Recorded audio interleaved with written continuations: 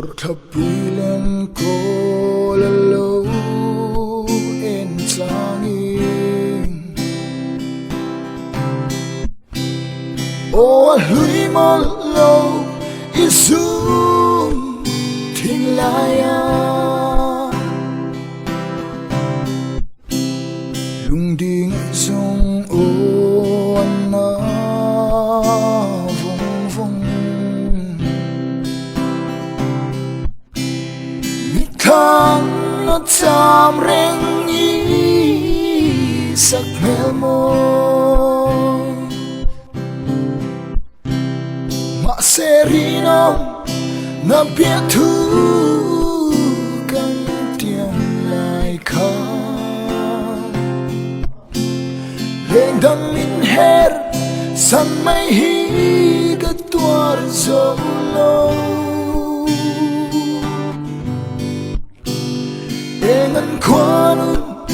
hetiang le turam lo duan le Vana duai chuang a shring chan chuin Hil ni si lo isa mel moi te Nang ai reng reng hian luai khi kan nu le tree Leng dang chai zai reng ka re thei si lo Tuar thia mahar nge ariang chan zong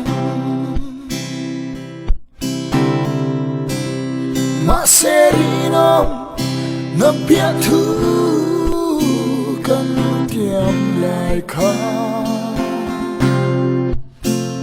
lên đằng min her san mai hi cái tua dấu lâu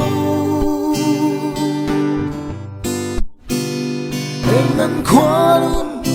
hết tiếng lệ tu ra min lâu tuan lệ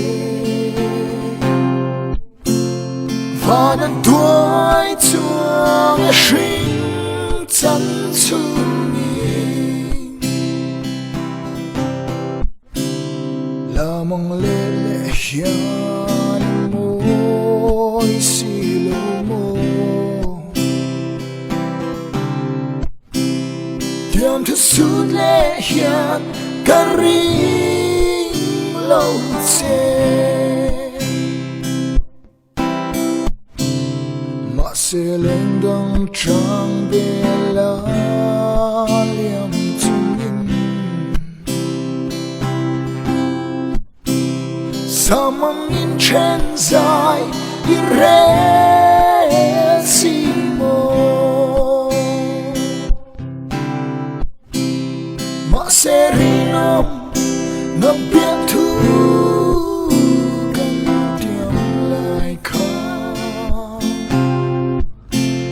Lên đằng min her san mai hi cái tua rồi lâu Em ngân khoa nun hết tiếng lên tu ra min lâu tuan lệ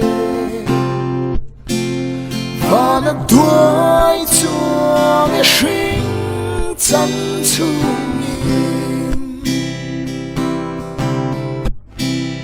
Và nó đuôi chuông shring chan chung